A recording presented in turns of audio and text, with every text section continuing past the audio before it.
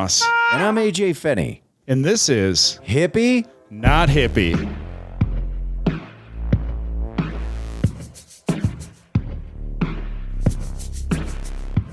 Hey, everybody. Welcome to episode 34 of Hippie, Not Hippie. Yeah! Back in the hot box. Yeah, we are joined today by a former Colorado comic turned Whoa. turned LA. Yeah, you still claim Colorado? I'm a Colorado comic. Yeah. Yeah. I would say that. Yeah. Yeah. This is where I'm from. I'm a Colorado comic. Yeah, for sure. Troy Walker, Troy. everybody. Sorry to You offend son our of a guest right off the bat. He didn't even get the name out. He was like, hold on. Wait a minute. Yeah. No. Colorado comic who lives in LA. Still Colorado comic. Yeah, no, I thought about that. And I'm like, yeah, you are right. All these fucking transplants. Yeah, who Think they're more Colorado than me now? Dude, the size of this scene now is unbelievable. Well, and Troy huge. is a Colorado native, so. Mm-hmm. But yeah, we're joined by Troy Walker today. He's home I'm home. for a few weeks because robots are trying to steal his job. We will. We will take over the writing positions. Oh God, it sent chills down my spine. We will teach you what humor really is, Troy. Welcome. Oh, Welcome to AI. Oh no. I think this is the quickest we've ever gotten into voice modulations. Yeah, we hit it right away. Well, I'm a child. Yeah. So you know you gotta aim to please. Yeah, you did just utter the phrase, ooh, honeydew. I did. I had a frozen watermelon margarita at the show. Then I did my set, and then I had a Prosecco, and then Zach gave me a honeydew hard seltzer from Good Company Hard Seltzers. Good Company. Breck Hard Brew. seltzer. Yeah, I Honeydew. assume this is a Colorado local company. Yeah, if you wondered what Colorado natives drink, that's it. Honeydew. Watermelon margaritas, Prosecco, and honeydew. Are you a sugary drinker? Drink? I don't like the taste of alcohol, so the more I can avoid Okay. it. And also, yeah, I do have the palate of a child. Like, Yeah. there's also that part. What's Yeah. the first thing what's the first alcohol beverage you ever had? Well, so Mike's hard what flavor? here's the thing. So I didn't drink at all until I was like 29. Like, I would maybe do like, if it was somebody's birthday, maybe I'd do a shot or something like that. So probably, I don't know, like straight vodka. Whoa. But like, because it was like, oh, it's like somebody's birthday, we're doing vodka shots. And I'd be like, all right, I can choke one down. Right. Was it at Red Square? No. So it wasn't even flavored vodka. It's just... No, like straight vodka. Like, I remember one time, oh yeah, and then I did like a Jaeger bomb one time because, like every dork in his 20s, there was a girl I liked. Yeah. And she had a birthday I party. like that you're like 29 in this 20s story. No. Wait. No, because you asked what the first booze I had was. So this would have been more. This was like when I was in law school. So I would have been like 23 or something like that. But there was a girl I liked, and I remember she had a birthday. Do you remember Leo Nimonov? Did you ever meet Leo?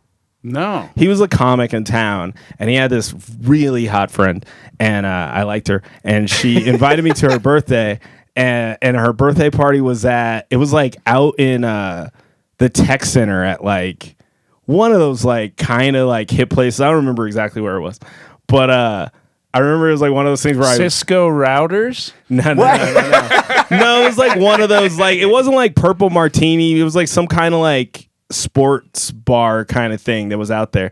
And I remember like I literally was like studying. It was like finals. Like it was like end of the semester in law school, and I was like in the law library, and I was like, I gotta duck out to go to this girl's birthday. And I go over, and as soon as I get there, I'm like instantly like, oh, there's like a line of dudes she invited to her birthday. Oh no.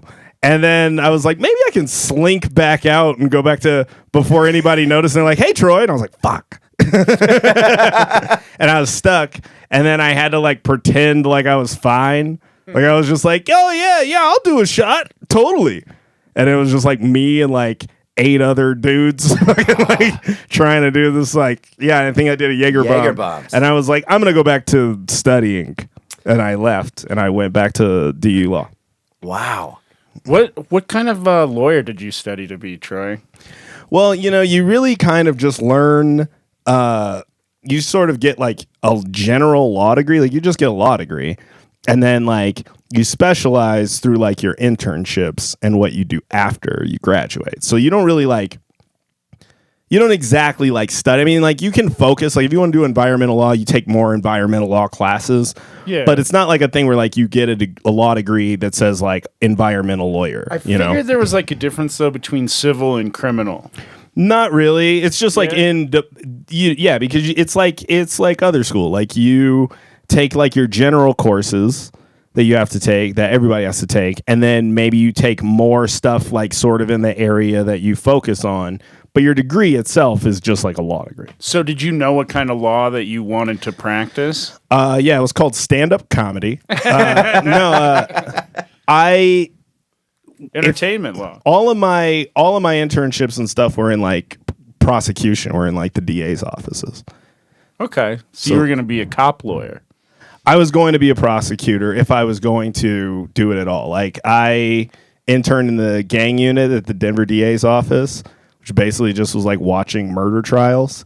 And then I did like a small one at like the San Juan County District Attorney's office down in Farmington, New Mexico, like a little like 1 week like intensive internship. Farmington, New Mexico is a fucking wild place. Oh, it sure is. It's like DUI Central, but oh yeah. Yeah, and that's one of the things that happened, that like I got to like second chair like a DUI trial while I was down there, but I was so focused on stand up, man, that like I didn't do a lot of the stuff that my classmates did. Like, in the summer, that's when you're supposed to work all summer, like in a summer internship.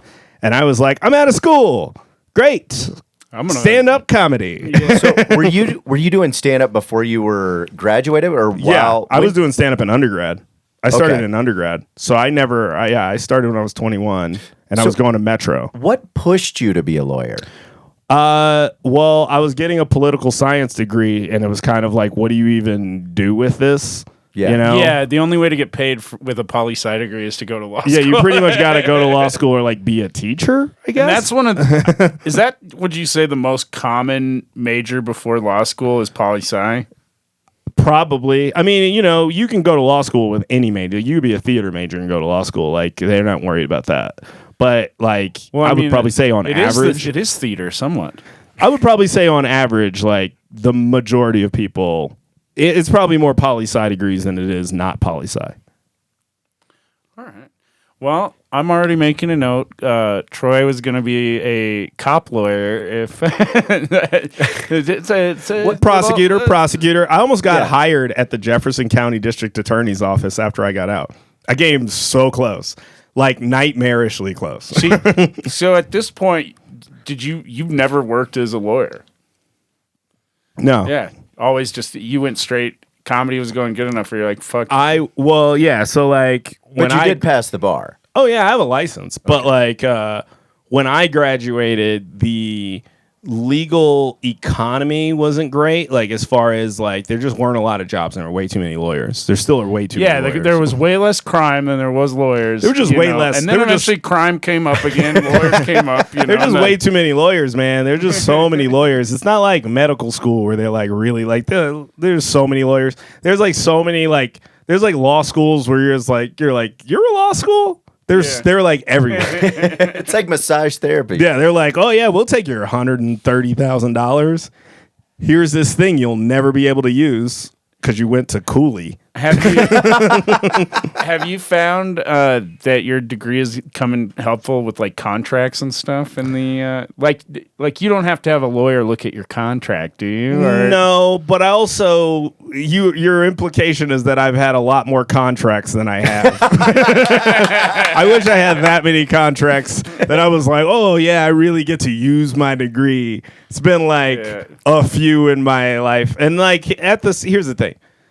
You kind of, I guess you're maybe like a little better at like reading legal language and not being like blown away by it. But like, at the end of the day, it's still like a thing. I'm still unsophisticated in like entertainment. So I still have to like ask like my agent and go like, is this good? Like I still have to do that, Yeah. So what was I was go gonna say I grew up in a law office actually. So a defense attorney's law officer, as you call them, the enemy. Yeah, I call them dirty hippies, dirty bleeding heart hippies. No, I don't actually, but Was there a catalyst, like at any point while you were going through your process of internships, where you're like, I don't know if this is for me?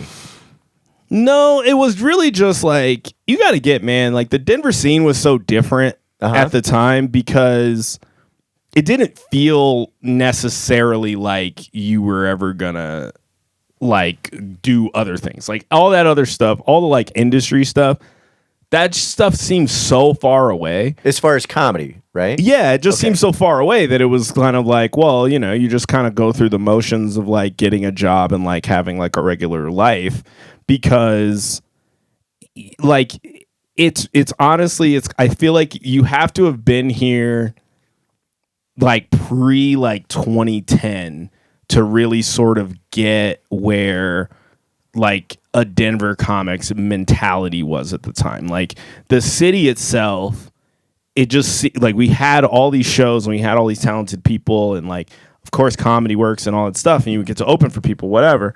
And it had been in an institution for a long time, so there were like like Palisol and Nora had been in LA like writing for TV and like they wrote for Caroline in the City, right? Yeah, and some other things, but like there were like so there were like these little glimpses of that, but for the most part it was you were in a city that was in the middle of a state that's a rectangle, right? And they're just not really paying attention. Like maybe if you killed downtown, some headliner from out of town would be like, why didn't you move? But it wasn't like a kind of thing where it seemed like, oh, I really know exactly how to like maybe parlay this into like a career, to making this my career. It wasn't really like that. So like for me, it was just sort of a thing where I was just doing as much stand-up as I could just because I liked it.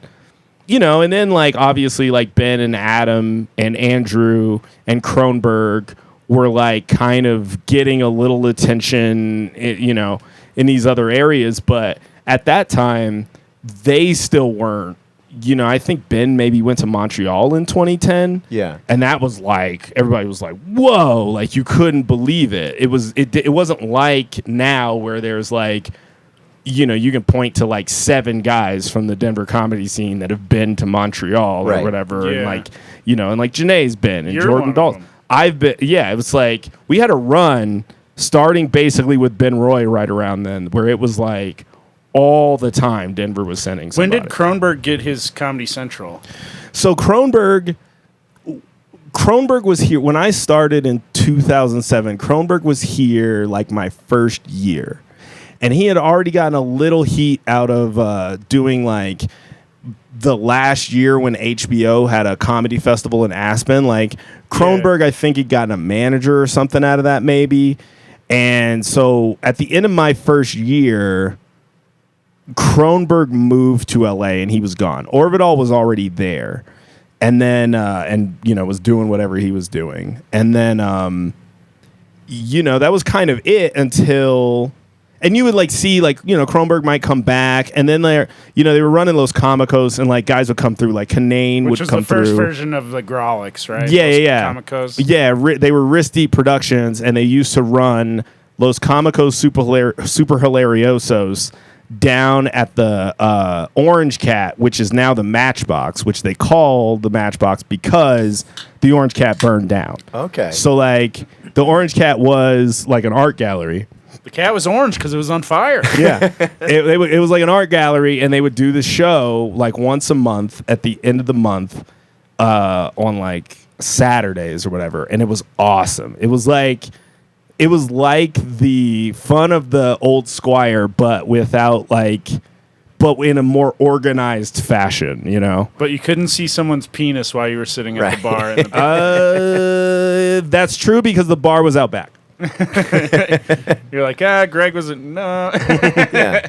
But Cronenberg, I think his Comedy Central special, I remember he had, his beard was pretty full. Yeah. And he was in all denim because I think we did Seattle, the International Comedy Competition, the same year. It was that or San Francisco, and that would have been 2010 or 11. Well, I think his half hour was later than that. Yeah. I kept his thinking half hour was 15-ish? No, because 15 I would have already been in LA. I want to say it maybe was like 2012, 2013, something like that. But it was still like, whoa, like I kind of came like right around a time that like the Denver scene was first starting to get like some of that attention. Well, and I started in 2013. Yeah. And when I started, I remember there was basically two fucking shows. There was Too Much Fun on Wednesday, and there was the Grolics, and then like there wasn't a whole lot. There were a bunch of mics. There were a ton of mics. There's a bunch of mics where you could stay busy with the mics, but there really wasn't showcases. There weren't a ton of showcases. There were a few. There was Legends of Aurora, John Wilkins. Oh yeah, I do kind of remember that one.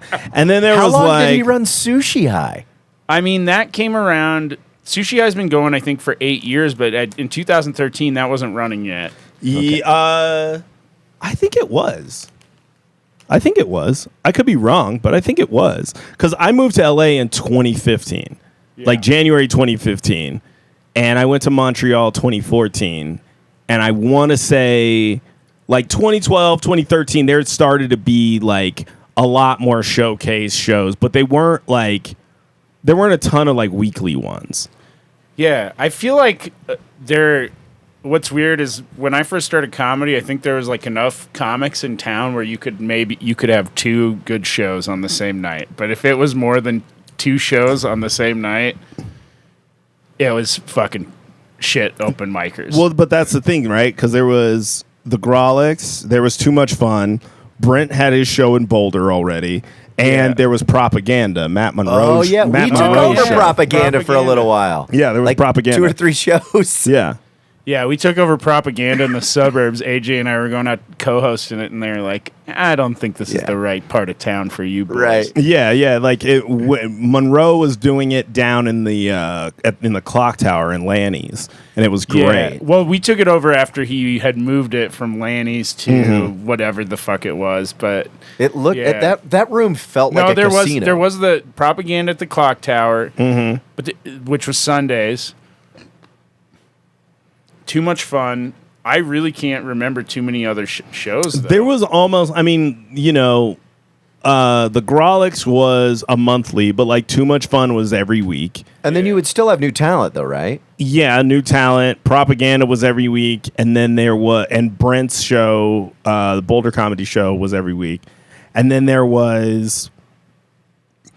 a few others I want to say, but it was definitely padded out with open mics that were every week.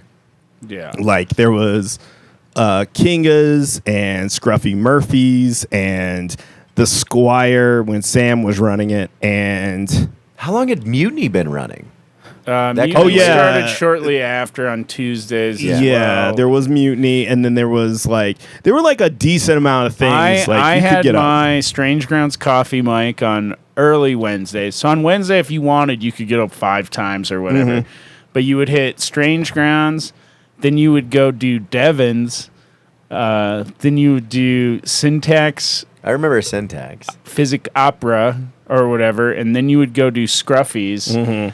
And then I think there was a late Mike at Rise maybe or something. I can't fucking remember. I don't think Rise was a thing yet. It was Voodoo.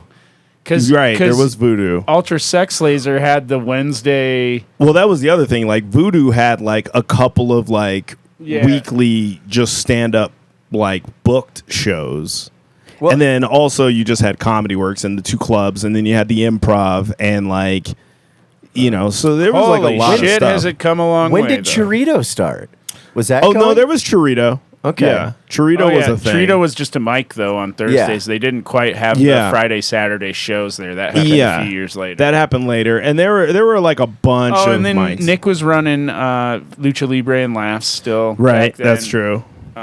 Yeah, there was stuff, but it was definitely not like the amount of showcase shows that there are currently.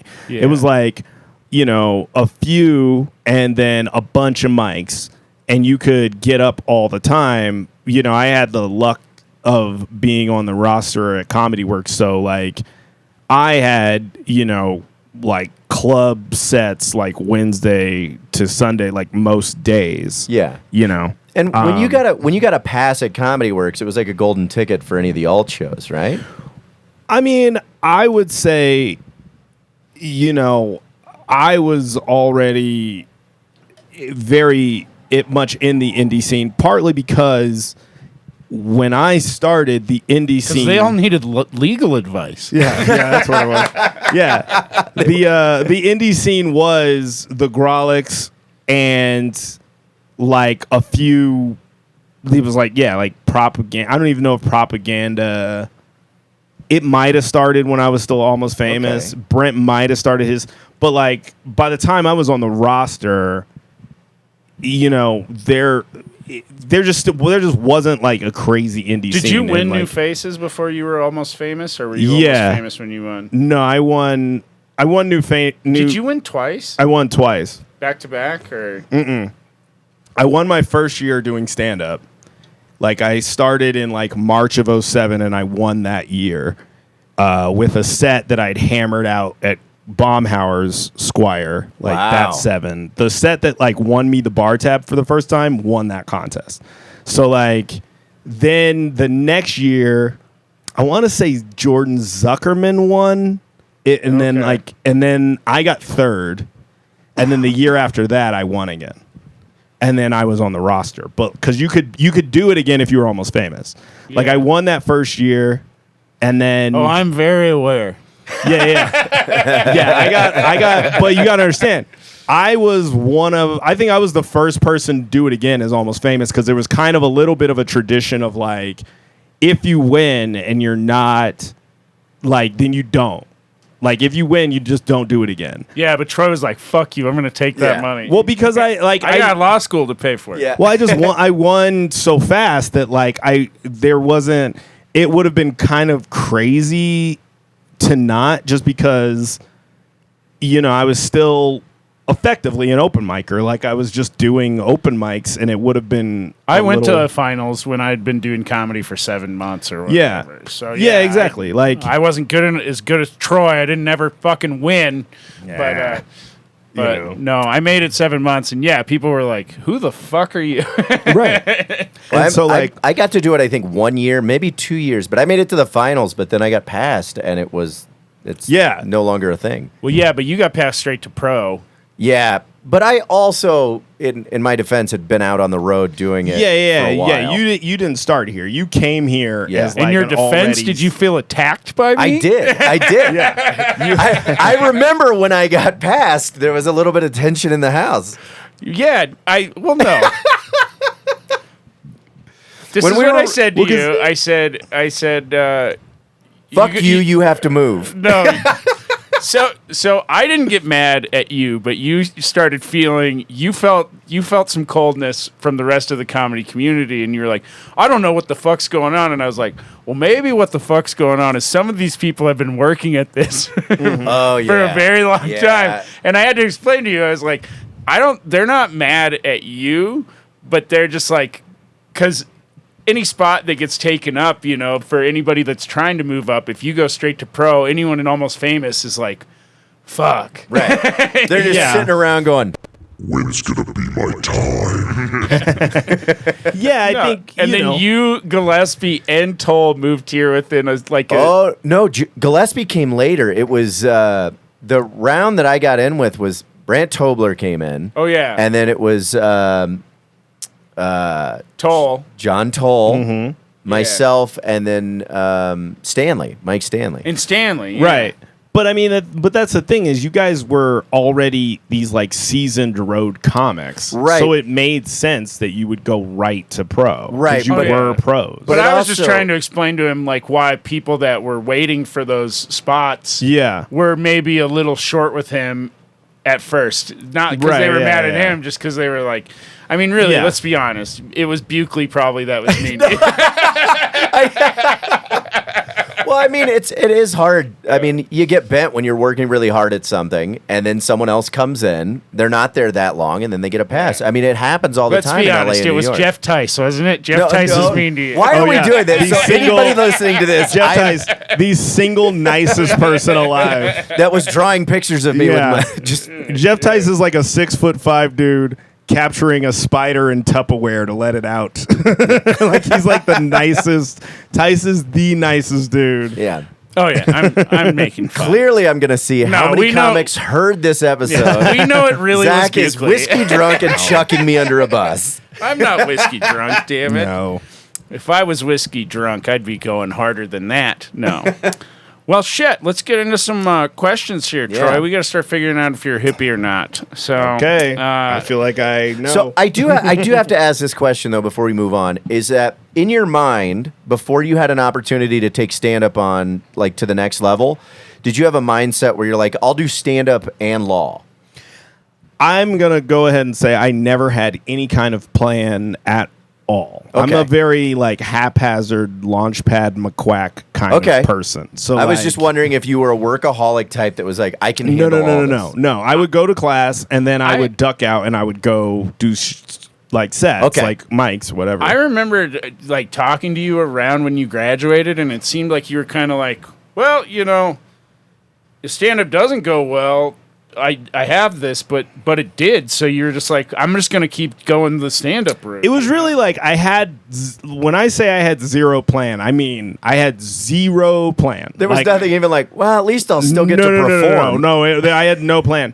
It was I never had any plan. Like even law school was not a plan. It was like, well, I'm going to graduate with this poli-sci degree. I'm not ready to be like in the workforce and I don't know what else you do with this. So I guess I'll like apply to law school. I'll just see if I get in. And then I just did. And so I went. And then it was like a similar thing where like I took the bar, whatever. And then there just weren't a lot of law jobs. So I took this job at this financial consulting firm that like was just hoovering up brand new law grads because to do the independent foreclosure review thing. And then we were just like reviewing that shit. And then like I would leave that and I would go do set. But it ended up being great because that job was so perfect for stand up. I was a contractor. They didn't care whether I was there. So like I could like stay out late, get there late. I could be like, hey, I'm going to be gone for a week to go do a comedy festival, whatever. And it was always fine. There was no issue. I like you how know? poli-sci too just sounds like nerds that fuck a lot of people. Yeah, I was going to say this. But all right. But yeah, that's Yeah. there was no plan. So like it was really just like a thing where I was just like doing comedy festivals, and then once I was it's just doing comedy fascinating for festivals, AJ and I because we're like, so you had an actual career. Yeah, you what could've- was that? What was that like to actually have something to fall back on? That wasn't a factory job. No. But it was very like, but that was the thing is like I got really, really close to getting hired as a deputy DA out in Jefferson County. And I really thought they were going to give me this job because Deputy Troy. yeah, like I really DT. thought, because there's like the elected DA and then all the other guys are like deputies. And I remember they had 3 positions open. I applied. They gave, they had like, I forget how many how many applications for those 3 positions, like 120 applications. They gave like 21 first interviews and 7 second interviews. And I got all the way to the second interviews, and I was like... I like it because it's like this same amount of people and new faces. Yeah, it was like brutal, dude. Trey's It was just good like- at winning contests. It was very brutal. And so, like, I got to the second interviews, and I was like, oh, shit, they're going to give me this.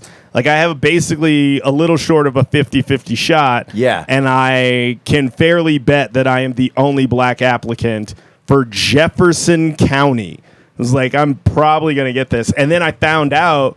Well, yeah, it wasn't Thomas Jefferson. County. Yeah. So, like, it was really like a thing where, like, I did the second interviews, and I was like, oh, crap, they're going to give this to me. And I was sitting at my job, dreading the call from Jeffco telling me that I was going to get it. And that was how I knew I didn't actually want to do it, was because I was, like, Dreading it. on the brink of, like, a panic attack about getting, like, what for a lot of my classmates would have been, like, a dream phone call. Were you afraid that you would have had to have given up stand-up? I knew I would. I Yeah. knew I would have, because they told me, you know, they Googled me in the first interview, and they were like, oh, like this stand-up thing. They were asking me questions about that and everything. And they were like, you know, well, you're going to have like 300 to 500 cases when you start.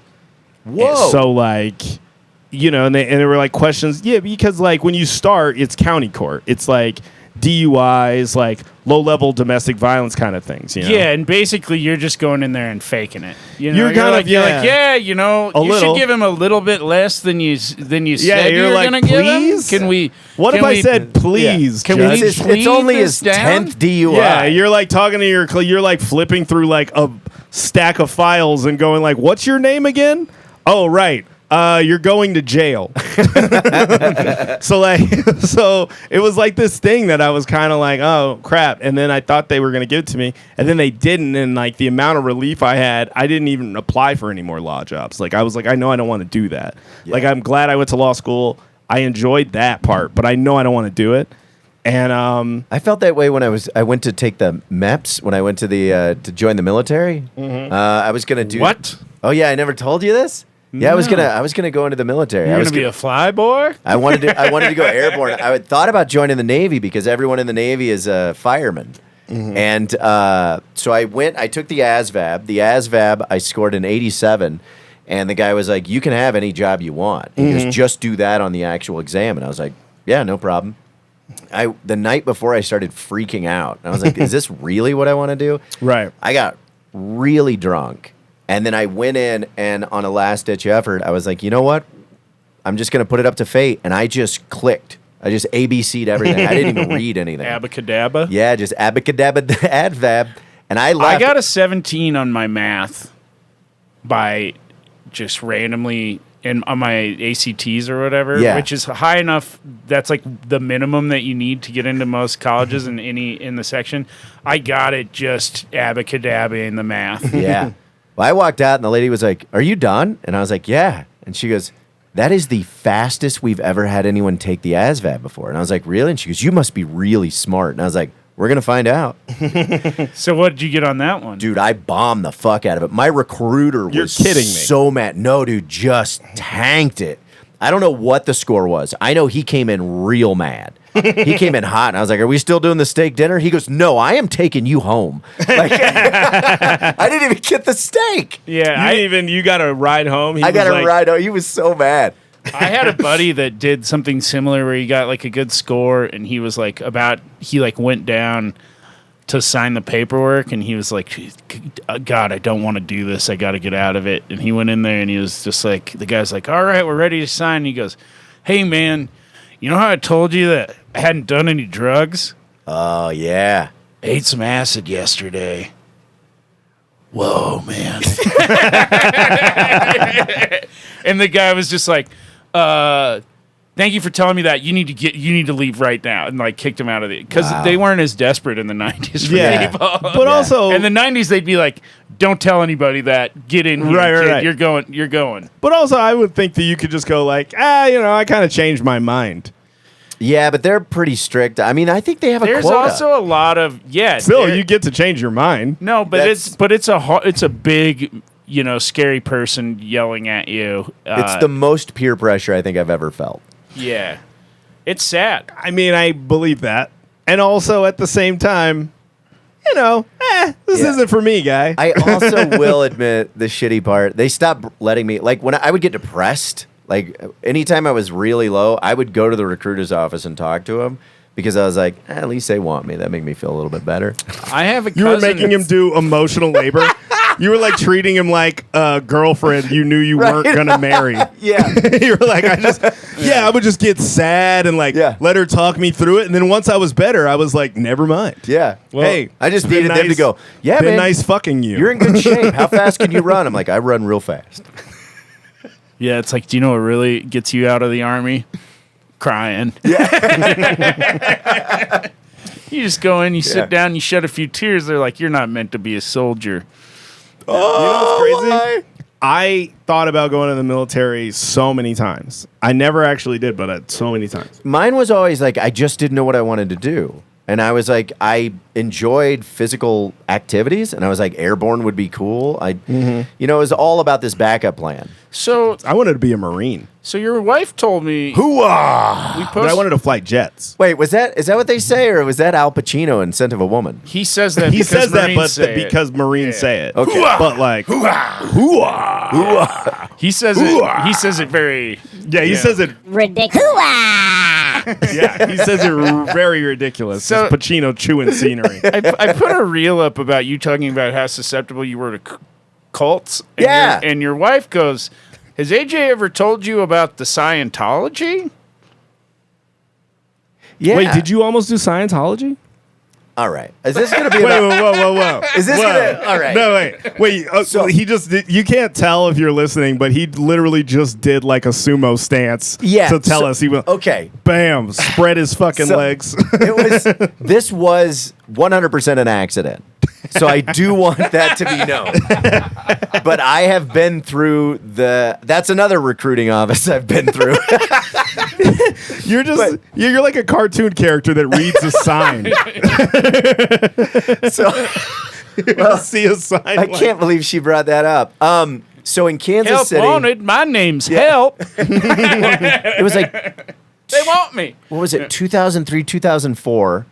I was trying to figure out again. Before the documentaries. Right. yeah. But, well, Back when it everybody- was just like, man, that's a big building, and Tom Cruise goes there. here's John Travolta and Tom Cruise hang out there. the other They have thing planes. I want a plane. there's no. The ad that I answered was not for Scientology. They did not let you know what you were getting It was into. for the military. No, it was. It was like Men in Black, that kind of Well, thing. no, I answered an ad at the back of a Pitch Weekly, which is kind of like the Westward, and it was they were looking for drug counselors willing to train, and I was like, you know what? At the time, I had been through some ups and downs, and I was like, maybe I would benefit from telling my stories and helping people. Like that's what I was looking for. And then you took a hit off the joint. You were, Right. Well, yeah, you were still using. Oh, I was still. Yeah, you were like, I was sweating out whiskey Yeah, when I yeah. was reading it. I was like, Yeah, it's time to get it together. there's literally nobody better to counsel anyone. I Right. can tell. I know drugs so good. I was like, oh Yeah, man. you're like the Army wouldn't let me in, Yeah. so Yeah. maybe I should be a drug and alcohol Yeah. counselor. Hey, have you ever woken up in a nun's outfit next to two women and been like, what happened? So I answer this ad and I call and I go, hey, I'm interested in the drug counselor position. And they're like, yeah, we have to do it was an evaluation to see if you would fit first. And I was like, okay. I don't even remember them mentioning Dianetics or anything. I just went to this building off of Main and God, I can't remember. It's in Kansas City. It's a beautiful building. And They when all are. Yeah. All the and when I Scientology walked buildings in, are really I was pretty. like, something's odd. Like you get that feeling like something's a little off. And was it the spaceship? no spaceships, but they show you a movie. And Okay. I was self-aware enough to be able to catch the the beginning of brainwashing. It's called putting the eye in Scientology, right? I don't know. Is that what it's called? I'm making shit up. Oh. They show you two films. Okay. Well, it might have been one film, and they break it in the center to talk to you. yeah, a little. They show you a intermission. film, yeah, and they basically show you all the good things about Scientology. They show you these boat parties and all the different celebrities that are in it, and all these. I mean, you might as well just be showing famous people with money. Yeah, it always seems like, from what I hear, it almost seems like remember like in like 90s movies, you know, like Devil's Advocate or like Ricochet or something like that, where like they go like, oh, if you just like join the devil, here's like what your wife will look like, right? Like, and they just bring like some Scientology model, and they go like, she'll be your wife. It's so funny. And you're like, whoa. Yeah, it really, honestly, it's really like that. It's like, you're this now, and you're like, oh, and you're like, this is where you could live now. This could be your house. This could be your car, and she could be with you. Yeah. This could be your children. Seriously, they need a home. Yeah, and you're like, you're daddy now. Yeah. This sounds so much better than my current life. Okay, so that's what it was, though. That's what I started noticing through the video is I looked around at other people, and there were people that were kind of rock bottomed, and that's where they were in there. And I was like, this sucks. Because this is the same problem I have at funerals when people are like, you know, your grandmother's going to want you to be where she was. You should come to our side. And I was like, don't pitch me at the lowest part of my life. You are pissing me off. Oh yeah, when you're at the funeral and they do the, hey, so the guy in the coffin over there, he used to give us money every week, and he sure want you to give us money too. He's not going to be able to give us money anymore. So like, hey, if any of you want to start coming through, we could really use someone to tithe for that guy that's in the coffin over there. They go, you see that guy in the coffin over there? Gave us tithes every week. Yeah. Now, if you want to be as good as you want to do as good as him, then but I don't want to be in a coffin. And they're like, well, that's a nice one. It's that they did the same thing in AA when I was in Missouri, and I was going to meetings. I was like getting so mad where I was like, I'm only here because I'm legally bound to be here, right? Because the judge said so, right? Yeah, because Troy was my my attorney. I've gone through that, and too. I was like, Your Honor, jail. I give in. And at the Catholic Church, they do that where they're like, hey, we need the new money. And then the way that they try to really get you into it is they go, all right, it's time for the bread and the wine. Yeah. Who's a Catholic? And then all the Catholics are like, I am. I get a little food and a little drink, and they're like, if you're not Catholic, stay in your fucking chair. Yeah. Oh, they get mad. They just let you get hungry. They just give you like, the devil will not let you partake in the bread and wine, sinner. Give us your money to make up for the dead man laying here. My buddy Jim took me to a Catholic church one time with his family, and they knew I had not been baptized. And when I stood up to go find out what it was, I remember that his stepmom just went, sit down. You do not do this. And I was like, can you speak to someone like that in church? yeah. Yeah. Well, and it's not even baptized. I think you have to be Catholic because I was baptized and I couldn't go up and get the wine. Yeah, you have to go through the entire process. Yeah. You have to go through the whole thing. I think we Wait, I need to know more about the Scientology. Yeah, thing. so you we realize. So I'm in there, we're watching the movie, and as I'm watching it, I'm starting to realize more and more that this isn't what I answered. And so, I mean, there's a person next to me that is clearly on some sort of hard drug and fighting it. Right. The two things that tipped me off were, what were the lines? One was this. They start talking about all of L. Ron Hubbard's books. Yeah. Was one of the things that tipped you off watching Tom Cruise whip someone in the lobby? No, it was literally this. And it's so simple when you watch it. The woman goes, now you don't have to read all of L. Ron. What was it? You don't have to read all of L. Ron Hubbard's books, but why wouldn't you want to? And I heard that and I was like, hold on a second. That seems weird. So they gave us a little speech, and then we go back into the film. And at the very end of it, this woman goes, now you have the right and the ability to walk out of here and never think of Scientology again. But that'd be dumb. And I saw the person next to me nodding, and I was like, oh, he's already in it. This is not working for me.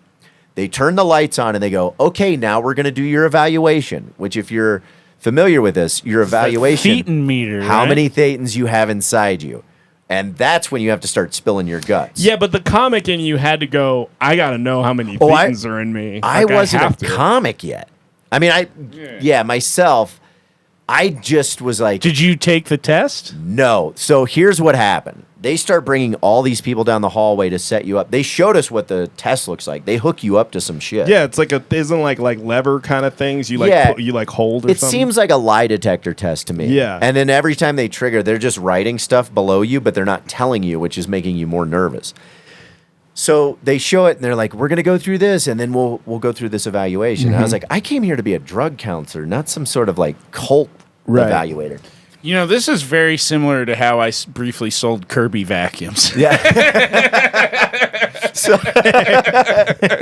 Except he got out. Yeah. So literally I went I did one free demo and I was like, fuck this. they were so adamant about getting people on these machines. And so in my head now I was starting to get paranoid because my anxiety has always been there. I was like, oh, they hooked me up on this machine. There's something's going to happen and I'm not going to be able to get out. And I was like, I have got to pee. And they're like, you can go right after we test you. And I was like, no, I can't. And they're like, it doesn't take that long. And I was like, I'm going to pee right now. I was like, where's the bathroom? And they're like, down the hallway, right to the left. But get there quick. We got to get your test. And I was like, I'll be right back. And there was the bathroom to the left and the exit right in front of me. Dude, I just fucking bombed out the door. And it's got my car and drove off. And for weeks wouldn't go by there because I was afraid they would recognize me.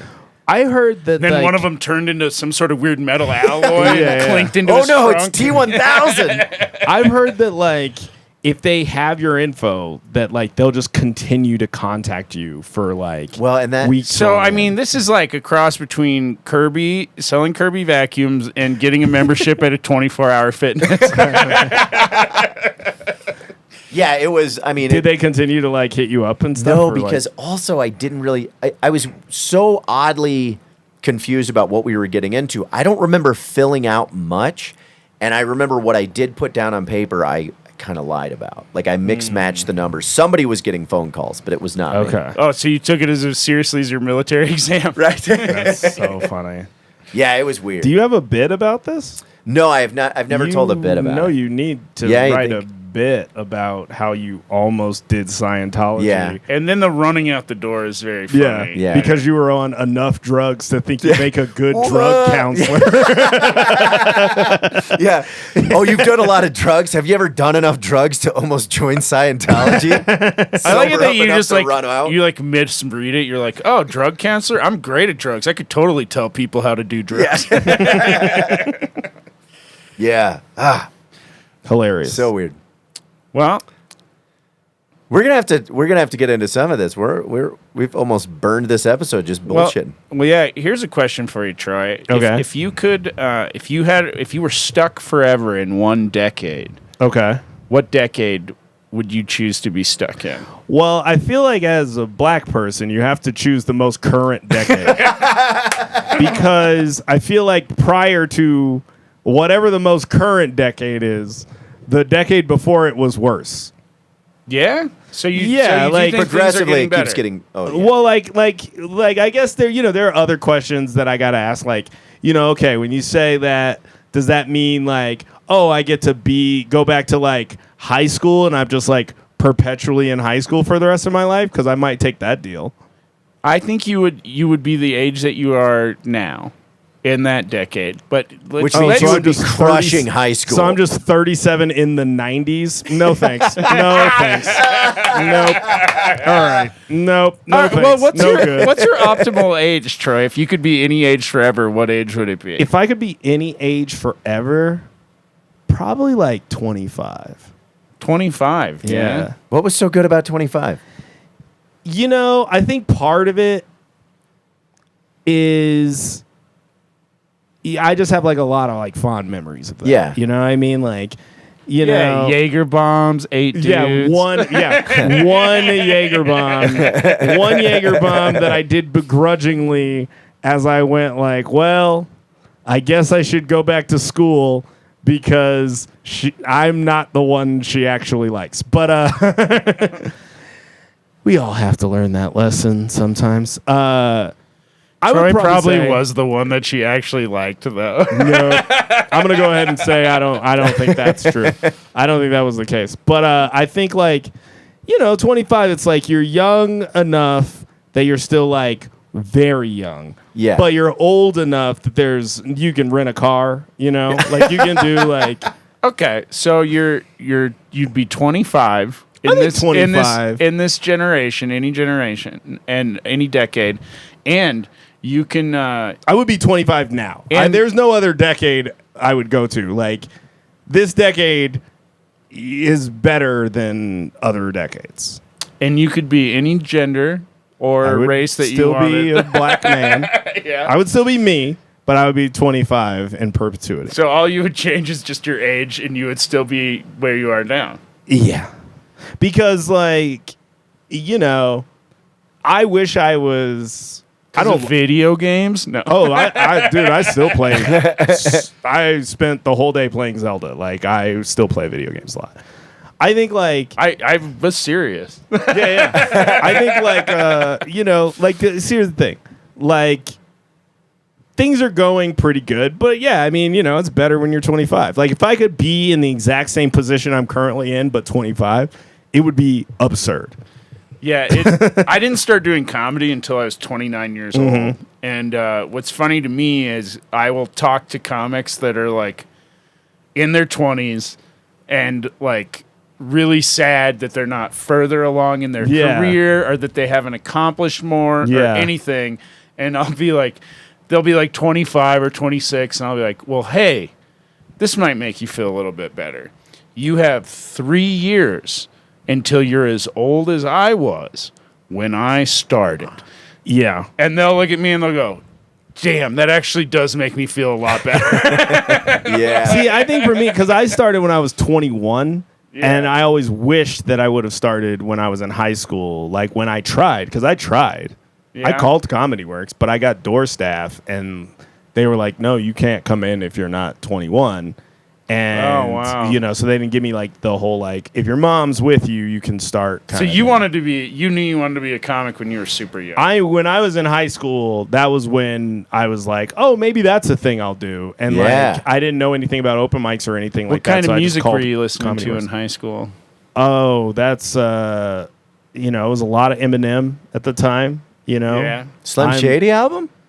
That would have been, like, Slim Shady came out when I was in 8th grade.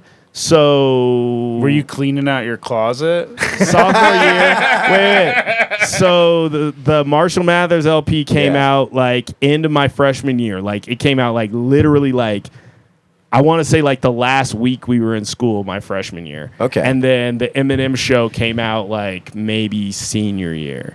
So he was like king of rap at the time. Like it was like him and then like 50 Cent, he like found 50 Cent and it was like he had all these guys on Shady Records and there were just all these different, they were just dominating rap at the time. Yeah. So you were a Colorado native. Were you listening to any Blues Traveler or No. What? no? Any Toad? I'm going to tell you. Did you say Toad the Wet Sprocket? I was going to say Toad and the Big Head Todd. Big That's Head the other. Todd. Yeah. I'm going to honestly say I like Toad and the Were you I listening to would Big Head never- Toad and the Wet Big Head Sprocket? Toad? I've never heard of Chodes? any of that. Okay. I've never even heard of it. No. I don't even know what that is. I've heard of Blues Traveler, but I've never heard a Blues Traveler song, I don't think. The guy with all the harmonicas? I got shit, dude. I got Never nothing. heard a Blues Traveler song. Well, shit. I got nothing. We can't We play it can't on the play pod, it. but we'll play it you one afterwards. Yeah, play it for me after. But I used to listen to Counting there's a lot Crows? of- You're a Counting Crows guy? No, it was literally like Eminem, Jay-Z, and like whatever like was big in hip hop at the time. That's what I was listening to. But no but popular music outside of that? No, I only really listened to hip hop. I didn't Okay. listen to. I would listen to like 112, like like R&B a little bit. Okay. But like What is 112? It was a group. I guess you could call it a boy band, but boy bands always sound like that's white guys. Yeah. You know what I mean? Like it is a boy band in the sense that it's like Was UB40 four white? dudes. What? UB40? What the fuck is UB40? Oh, Is that God, I what is just that? showed my- Uranium? No, I just feel like now I felt like I Sounds was like- like I am in my 40s. Yeah, that sounds like UB40's red Red wine. wine. Oh, really? Yeah. I have heard that song. Yeah, That's I don't. UB40. I think UB40's. I'm gonna- black, right? I'm gonna tell you this. UB40 now. Yeah, That fuck song, you. I remember that song from being in Jamaica on a family reunion in like 1990. Wait, do you have family in No, Jamaica? we just went because Okay. it was like, somewhere to go. There Jesus, wasn't are you racist? Arkansas. Dude, that's a valid question. He said family reunion. No. I We had don't a have- family reunion in Iowa. I No, wouldn't we be have- there if there wasn't family there. We have, Iowa and Jamaica, very similar. Nobody goes to Jamaica unless they have family there. It's not primarily a major tourist destination, but or no. to see string cheese for 3 days or I something. did do Yeah. that. I did that during COVID. Good I was Lord. very irresponsible. But yeah, like that was like I really only listen to rap. I mean, even now, I still really only listen to that. Okay. Like every once in a while, I'll listen to like, I got like a little more into like rock stuff, mostly from Guitar Hero. But Yeah, what kind of rock stuff? You know what's weird is I really like 80s hair bands. Are you getting into Motley Crue? Did you watch I The like Dirt? I like Motley Crue. I dude. like Van Halen a lot. Jump! I fucking love me some Van Halen. Panama. Oh, dude, I love Panama so much. I really, really do. I love that song. That song is so good. Like that breakdown thing where he's like, it switches up and it's just like fucking Eddie Van Halen like Yeah. fucking around the guitar while Eddie Van Halen like talks. So, did you know that when he first started playing, like he would play shows and then other guitarists would like steal his techniques? So for like a long time, he would just play with his back to the crowd so that they couldn't see how he was doing the shit that he was doing. Oh, No, wow. because Eddie Van Halen was singing, and then the who was it on guitar? Which? Oh, no, Eddie Van Halen was on guitar. Oh, was it both? Eddie Van Halen and oh man, I can't believe I just forgot that. It's the other Van Halen. Was it Eddie that did the solo for Well, it was Sammy Hagar later. No, but I'm talking about that did the like. It's like one of the best guitar solos of all time on Michael Jackson's "Beat It." That's a Van Halen brother, and it might be Eddie. I but, would think so. like- He was. I mean, Eddie Van Halen was known to be like one of the Yeah. greatest guitar players in all So time. what I love in like Panama is like, oh, we're gonna break it down. Like, wow, wah, Yeah. like he's just doing all this like cool shit on the guitar. I love that so much. Dude, there was- I like a little Twisted Sister. Oh, I like a dude, little yeah. dude, I'm telling you, like I like the like Top Gun soundtrack. I got into metal real young, hair metal when I was younger. Yeah. To the point it scared Yeah, me. Eddie Van Halen did the lead guitar part for "Beat It." Yeah. Yeah. Yeah, that's what I thought. Yeah. It's like I like that stuff. Like I Yeah. like those kind of like and that's honestly no joke, that's like Guitar Hero. Dude. I like Skinnerd. Oh yeah. That's Skinnerd's a hard band not to like. dude, Skinnerd is great. I like all that kind of like 80s. Do you like the Confederate flag branding for Skinner? I don't love it, but here's the thing. But when you get a good hard riff like that, I'm kind of accepting. Here's the thing about that is Dude. that like I don't know that Skinnerd would do it now. Like when Skinnerd was big, people didn't, they didn't like talk about that flag the same way. So like, I think they did. well, wait. Here's what this is what I mean. As Aren't far they- as like, they're from Arkansas, right? no, I want to say Alabama. Are they but Bama like, boys? Their sweet home. I think they're Alabama.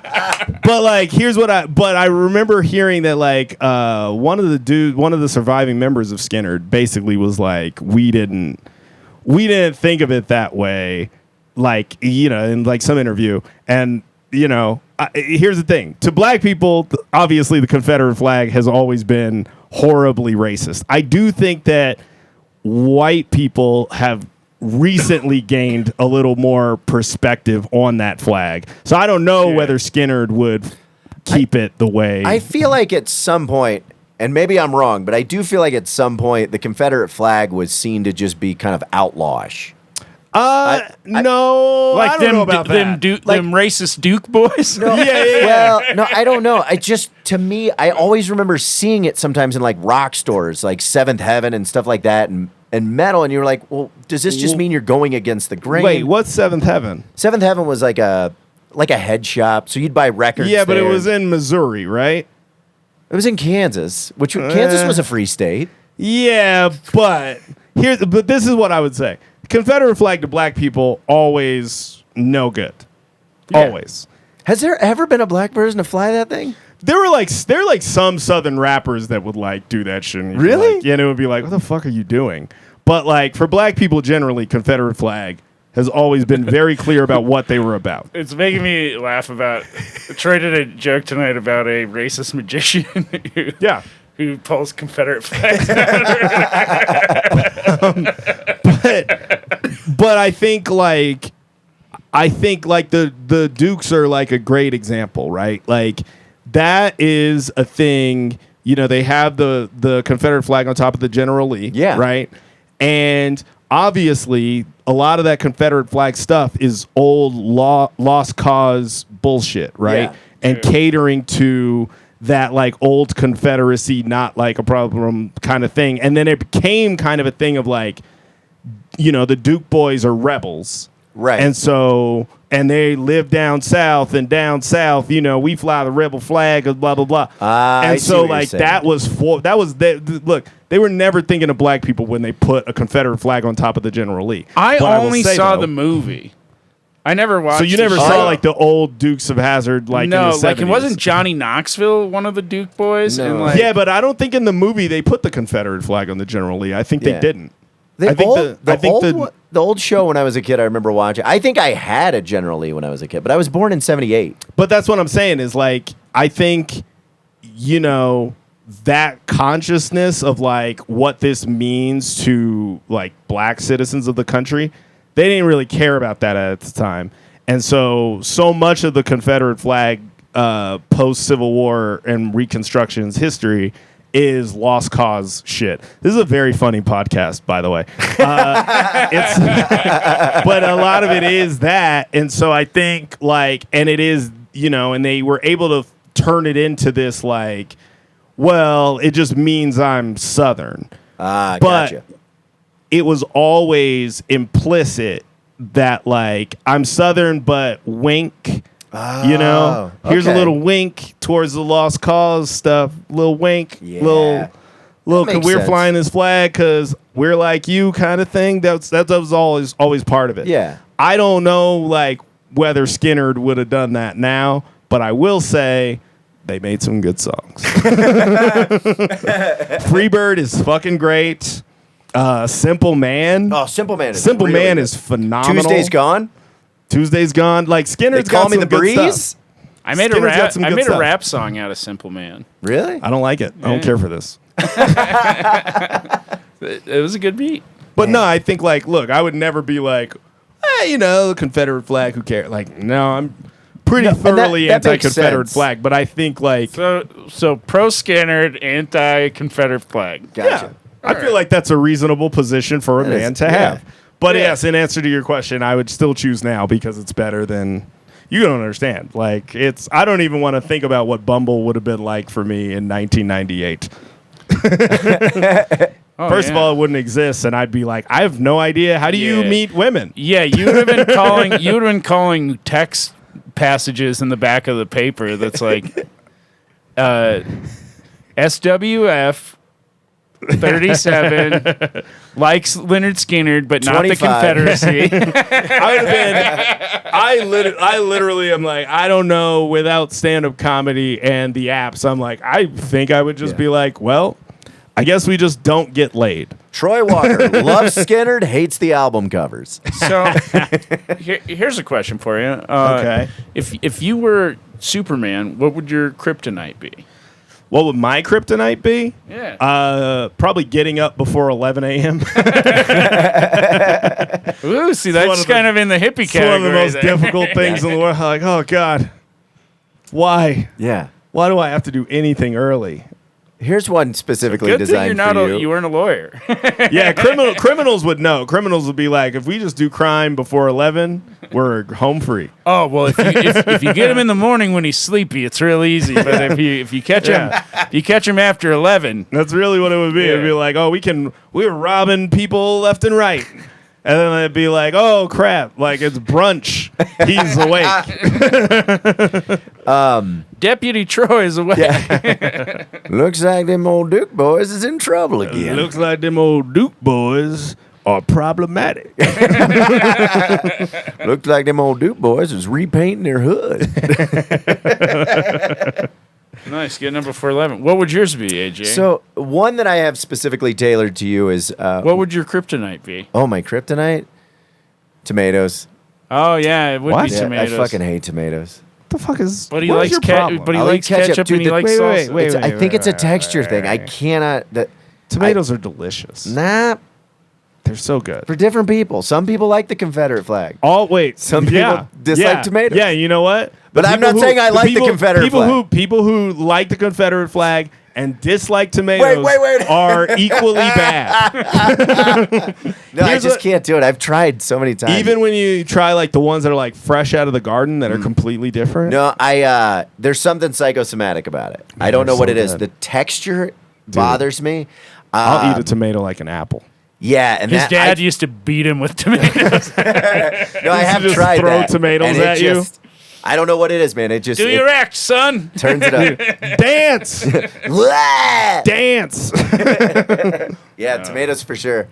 I think that's the one thing that I hold on to that I can't do. Because I used to not like ricotta cheese or mushrooms, and I'll kind of try that now. Man, lasagna must be like Oh, dude, it was a problem. nightmare for It was a you. real Wow, problem. tomatoes, ricotta, and mushrooms was in a annoying. lasagna. You're like, I can't Can't do have it. lasagna. Yeah. Okay. This leads to something.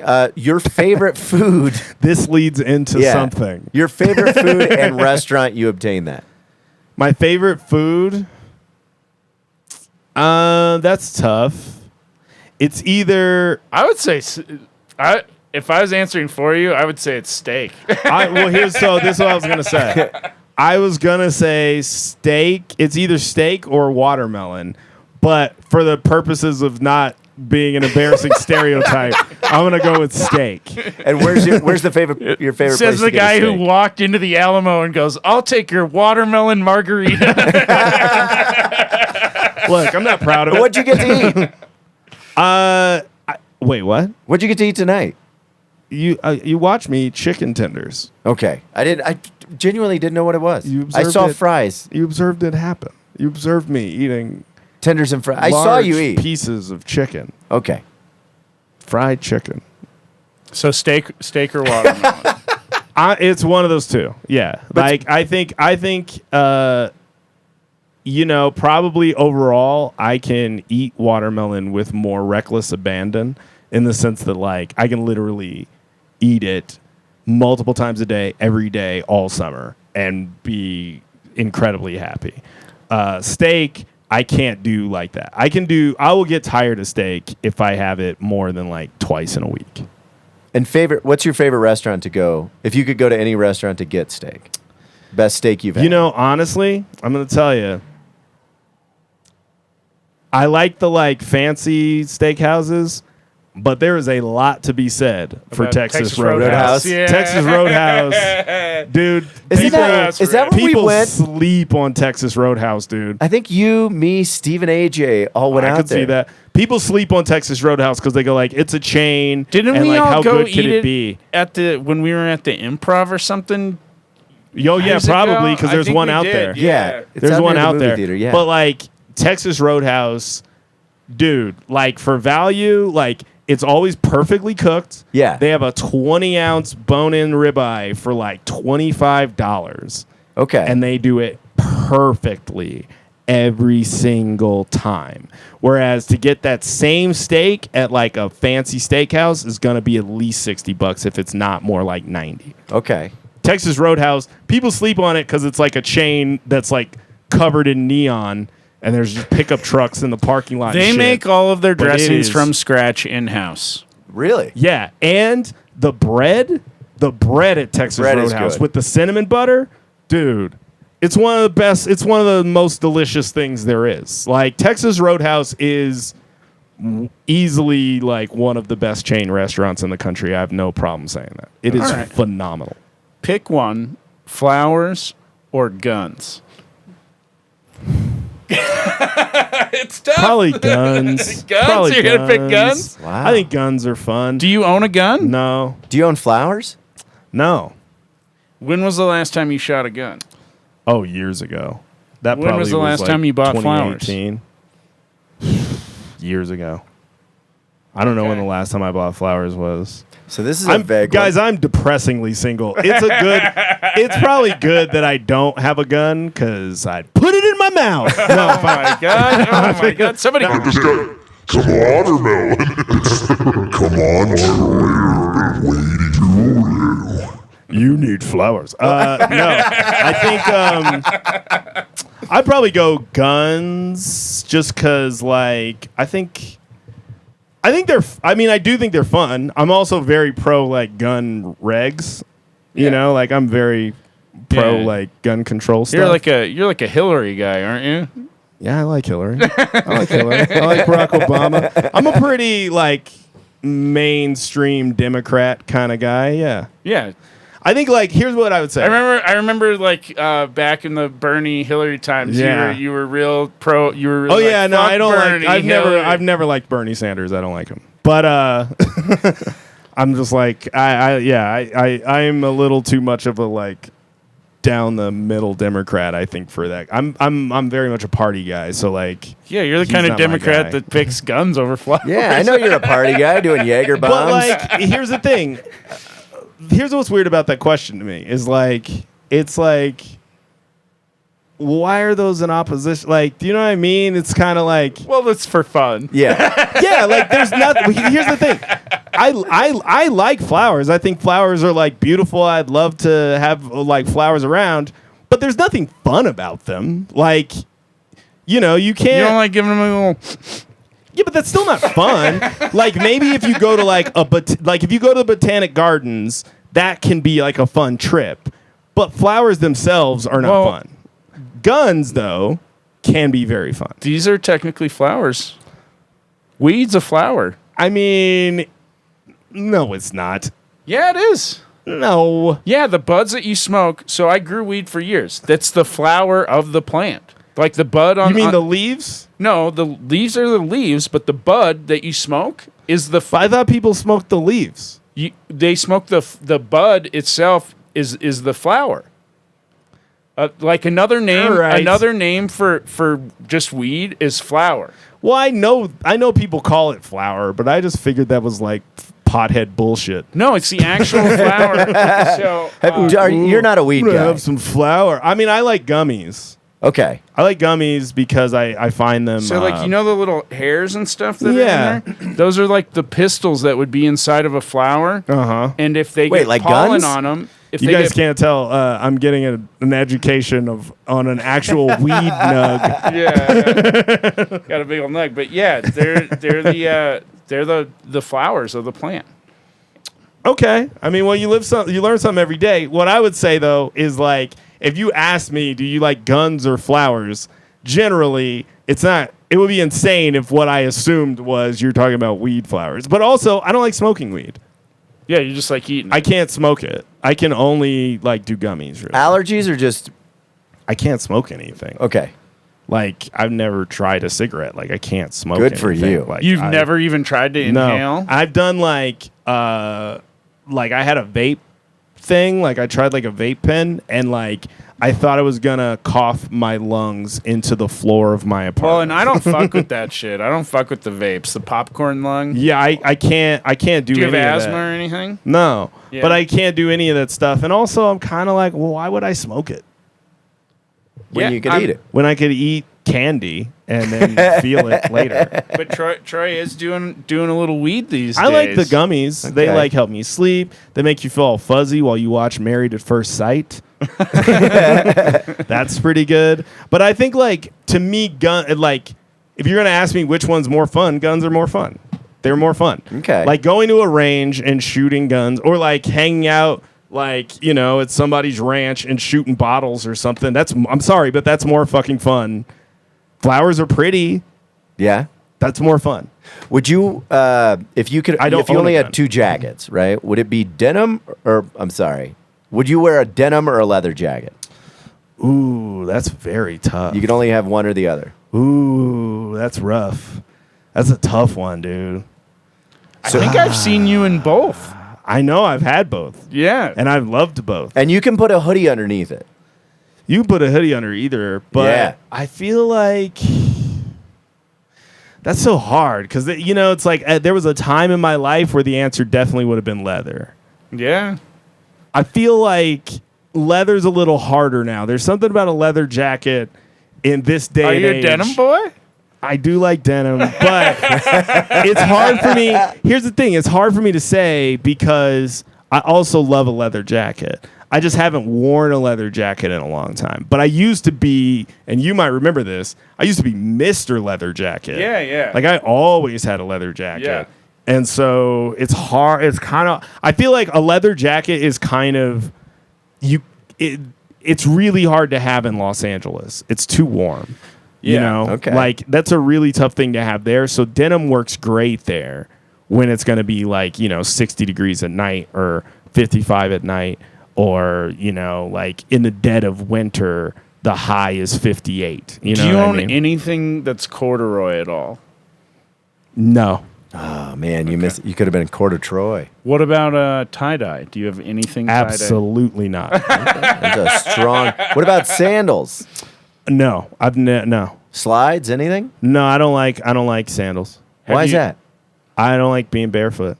Really? I don't like being barefoot at home. I don't like being barefoot. Okay. I wear shoes in my house. Like I get up and I will put on shoes. I don't like being barefoot. I don't enjoy it. Like you Okay. want, so like it's your day off. You're not going to leave the house. You'll put on shoes to walk around I'm your putting house. on shoes. I don't. You got shower shoes?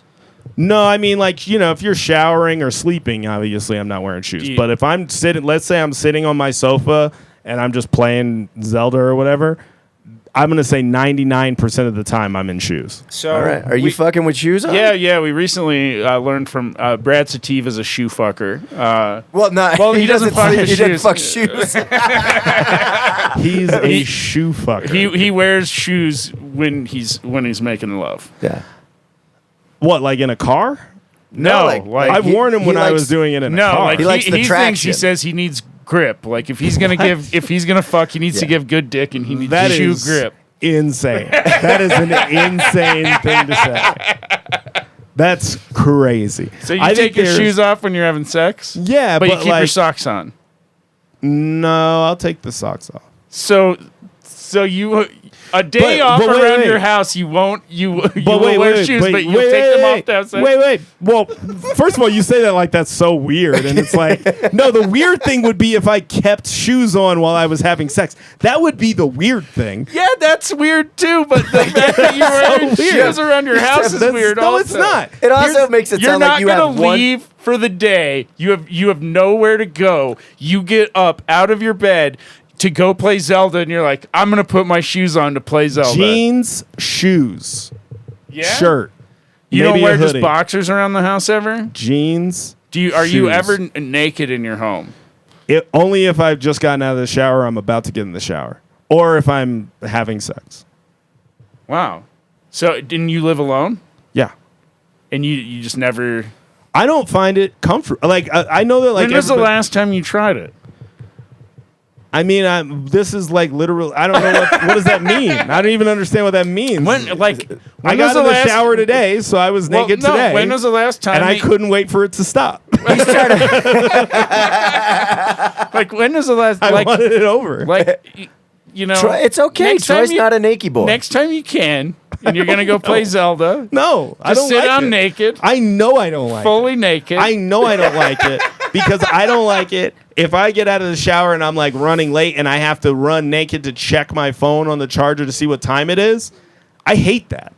I want to be dressed. I don't like. I Are don't you like worried being that it can naked. see you? No, I just don't find it comfortable. I just don't. I never have, man. This is the honest to God truth. When I was a kid, it was house shoes or my actual shoes. I don't. So do you've barefoot. never done a any sort of naked show or underwear show or any of No. those kind of shows. No. That's got to be terrifying. It's not about being I don't find it comfortable. I actually disagree that it is more comfortable to not be wearing pants and shoes. I don't find that more comfortable. You like a little denim on your skin. I like being dressed is comfortable. Okay. So Not being dressed is very uncomfortable. But do you have? Let me ask you this: do you have lounge clothes? Like, you got like sweatpants or something comfortable if Yeah. you're laying around the house. Yeah, but I will rarely do that. Okay. Like for me, that's like maybe throwing on a hoodie. Okay. But I'm still probably in jeans and like sneakers, like Okay. jeans, socks, sneakers. Do you have any crystals? No, Okay. None. no. No. Do you wear any jewelry? Why are you so incredulous? What's this? This is an aura ring. Okay. Hold on. We took a turn. What do you mean an aura ring? This is so. It's like Came out a. of nowhere. It's like a. It's like a. Like that was such a hard left. It's like a Fitbit, but it's in a ring. Wait, what? It's like a Fitbit. See those sensors in there? Yeah. It's like a Fitbit, but it's a ring. So this is registering your activity. It registers your activity, how you sleep, your heart rate, like all these different things. It's measuring them. Okay, all. Is so it it's an got Apple nothing- thing, or who makes it? It's a company called Aura. So it has nothing to do with woo woo. No. That was when you said aura ring. No, no, I no. was like, holy fuck, here we go. No. This was Did we find something? this was actually Right. a Christmas gift the show gave all of us. Okay. So like literally like when we're like doing the show, almost everyone on staff is wearing these all the time. Like Jimmy wears one every day. There's like they had like a deal and they gave it to us as a Christmas gift. It's actually incredibly useful. Yeah. I always forget to charge it, so it's not charged right now, but if it was, thered be like Where's the green. charge port on the ring? So it just like Oh, it comes sits off on a base? and it sits on a charging base thing. And it would like you would see like green light emanating from it at Whoa, and 15. there's like a lot of. Yeah, there's a lot of sensors in it. It checks all kinds of stuff, and they're always adding new features. Like ladies, for example, I believe they just added a period monitor, a cycle monitor to it. Now, as a person without a uterus, that doesn't help me that much. Yeah. But if you are listening, Here's the- it might be a thing you might dig. The immature side of me, even at 45 years old, is like, I wonder if I could get one of those. Put big it on enough my to put on dick. That's the first thing I was thinking too. Yeah, I was like, God, I'm never gonna grow up. But yeah, it like monitors. I was like, thinking, I wonder if I can get one small enough. Yeah. It'll like tell you like how you slept. It has like so much. It collects so much data. So it's It'll like be like you slept with your clothes on. Yeah. It'll literally Again. go like, and it'll tell you, it'll like poke at you. It'll go like, oh, you're very close to your like steps goal. If you've got a break, could be a good time to just take a little 15-minute walk.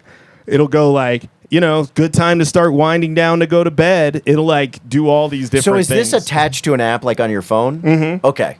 Yeah. And that's how it's communicating. And it'll sync with your phone, and then it'll send all the data that it collects to your phone, and then that app will give you tons of information about like how you could sleep better, when you need to be going to bed better, your physical activity, like your heart rate, like I said, for women, like their menstrual cycle, like it gives you, it's just constantly collecting tons and tons. How much oxygen's in your blood? Wow. Like it's constantly.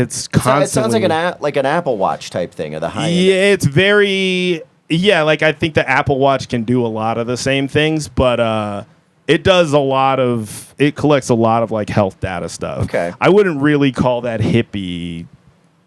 No, Really. but That's more He's worried. That's more. name. But the name.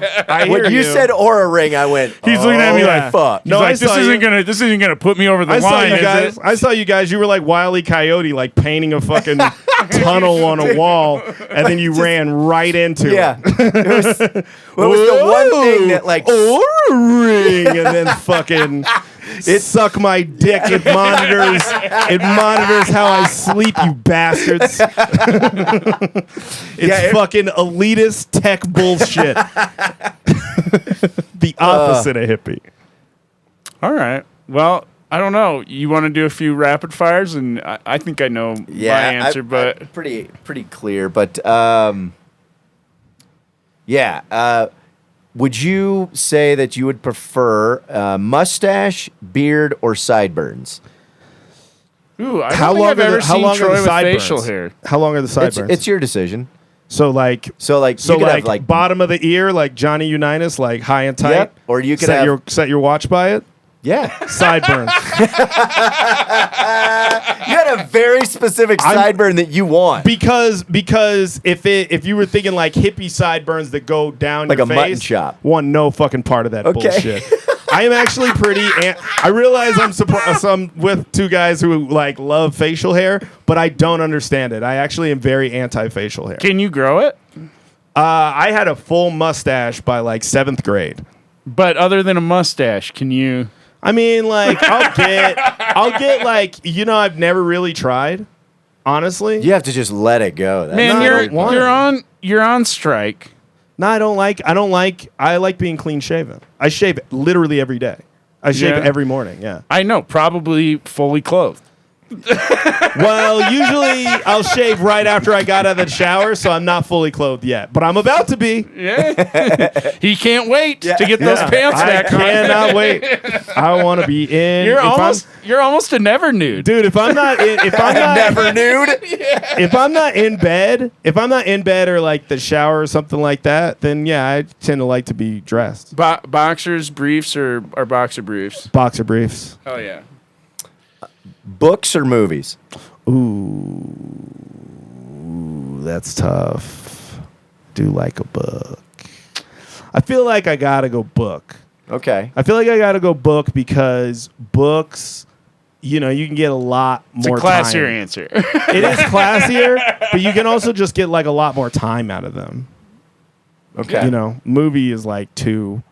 Crazy long is like 3 hours, but like a book is like so much more in depth and stuff. Yeah. There's time for character development. Character development, story development, take you, 15 hours. So book or 7-season long show?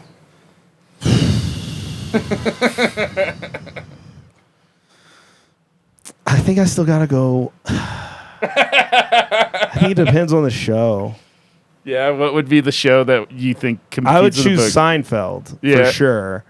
But like Friends can get fucked. That show is so bad, and I don't care what anyone says. It's fucking terrible. I think a lot of the syndicated shows ended up not being that good, but there's a lot of the classic ones that are. But if I had to say, Seinfeld, Office, Parks and Rec, Frasier are my go-to. Frasier was Seinfeld, really good. I don't, the American Office I like okay, but I like the British one a lot better. I think the British Office is funnier personally because it's darker. It's so much darker. The American one, I watched the British one before they made an American one. Yeah. And I think that's why I've always kind of had like a little bit of like a love-hate relationship with the American one because it's clearly hilarious. But that is not a show about how much it sucks to work in an office. The British one is about how much it sucks to work in an office. The American one is, what if we put all these zany people in a very bright office? Yeah. And then they do a bunch of zany things. And that's so different. The British one, I don't know if you've ever seen The British Office. I've tried, but I was so into the American one that it's hard for me to be like, that's Dwight. Yeah, I hear that. Or that's Michael. I don't like fucking what's his name? Ricky Gervais. Yeah. Yeah, I don't like him either, but here's this is another reason we're on a tangent. But this is another reason why I think the British Office is better. Is you shouldn't like Michael Scott. You should not like, just like you shouldn't like David Brent. Like the reason, like, because you know why? You're supposed to hate your boss when you work in an office. You're not supposed to like him. And like Steve Carell is phenomenal, and that show is very, very funny. But that's why I say it's not a show about people who work in an office, because they really, their boss is like this lovable. Yeah, he's dumb, he's still likable, but he's like a very likable, lovable dude. They like him. David Brent, his employees fucking hate him. Yeah, and he's awful. He's a terrible person. I'm gonna watch season 1 of The Office all the way through. I tried it years ago. I think it's time for me to give it another shot. British one, you just got to watch it different because like they Americanized it, and so that's why it's so much brighter. You know, like that office doesn't seem that unpleasant to be in. You know, these people seem like they get along reasonably well. They don't all dislike each other. They're not suicidal. You know, the British one is in a city called Slough. Toby might. Toby's tried. like a little sad, but like the British one is a city called Slough that's just gray and rainy every day. The office is dark and bleak every day. Your boss is this malevolent moron. Like, he's not likable. They don't like the Jim character does not like his boss. He doesn't like him at all. He's an idiot, and I he's think also the other kind thing of a that terrible also made person. it hard was their teeth. Yeah, I can see that. It's just very. It's just I don't know. Me personally, I think I have a dark sense of humor, and so the British one is so cringy, dude. Like, it is painful how awkward that shit can be. I love it. Desk or table? Ooh, desk. Okay. I'm gonna go desk. I like how every question we ask Troy, he's like, "What's the least hippie shit I can say?" Well, no, I don't. It's not that. It's that like my brain goes. I mean, I love them both. I love tables are great for food, but like I would rather. But a desk is a little more. You know, it's a little more versatile. I can eat at my desk too. I can eat exactly. I can eat at my desk, and my desk has drawers, and it's like a little more versatile. So if I had to choose between the two, I go desk. Basement or penthouse? Ooh, shit. I guess penthouse. Carpet or hardwood Wait, are we floors? talking about magazines? What are we doing? No. Because I love Basement Magazine. then penthouse for sure. Basement Magazine, it's all anal. Yeah, basement magazine is all unshaved hippie girls. Wait, It's did you just big 70s bushes? did you initially go basement or penthouse? I went penthouse. Okay. Yeah. Because like I like views, and penthouse, you know, I like nice things. You like Bush Like, down there, down in the basement? hey, I'm just happy to be there, dude. I'm good with whatever whatever she wants it to be like. White girls with dreadlocks. Look, I don't. This is my thing about the dreadlock thing, because I realize it's like this whole like cultural appropriation conversation, but I'm just kind of like, it's your fucking hair. I don't understand why I'm supposed to be mad that like you did something with your hair. Like, I don't think it looks good, but like, it's your hair. I don't understand why that's my problem. That's my view on it. Yeah. And they just took I'm getting word that my black card has been taken. but no, I don't. I just don't. I'm like, I don't. I think that's a weird thing to get mad about. That's personally. a common theme that has come up on here, and you're not the first person. No. You are the first person of color to say that, but to say like, I'm just like, I'm like, I don't get giving a fuck about what just somebody don't tell else. Janae Burris. No, Here's the thing. JB Ball said the same thing though. He was like, I don't give a shit. Yeah, I don't care. I literally, I can honestly tell you, I don't know of. I'm trying to think of a black person that I know who's like real fired up about white people with dreadlocks. Like Janae. I will talk to Janae about this all day. And I'm telling you, I actually, maybe she is, but I would surprise me if Janae really gave a fuck. That would honestly surprise me.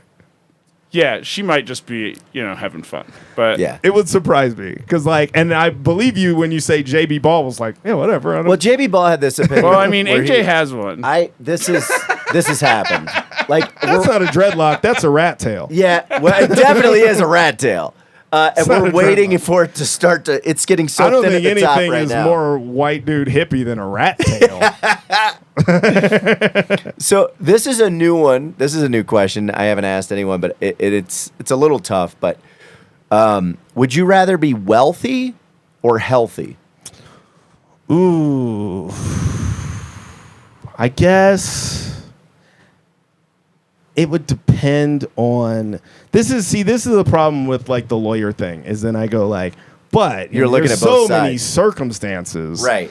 for each. Like if you have enough wealth, chances are you have the money to help buy yourself health. Yeah. If you have health, but like you're completely broke, chances are you're be gonna sick end up before you know will it. be you probably have to exist in largely unhealthy ways in a lot of ways. Like being very healthy tends to be pretty expensive.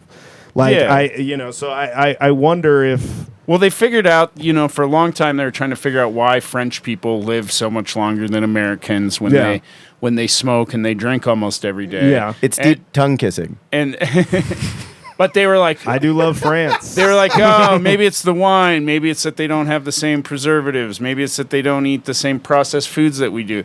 They figured out that the reason why the French live longer than us is just that they go to the doctor when they're sick. Yeah.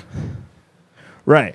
That would make sense to me. That's it. They just have medical care. They identify a lot of problems, Yeah, they do a lot of before they're out of preventative stuff. control. Yeah. Right. And Americans have always lived by this odd, like, I feel like men, there's always been this machismo about, like, I'll go to the doctor when I'm really about to die. Oh, I'll go to the doctor for any reason. I will go to the doctor with as much as I pay for health insurance. I will go to the doctor just to have a conversation.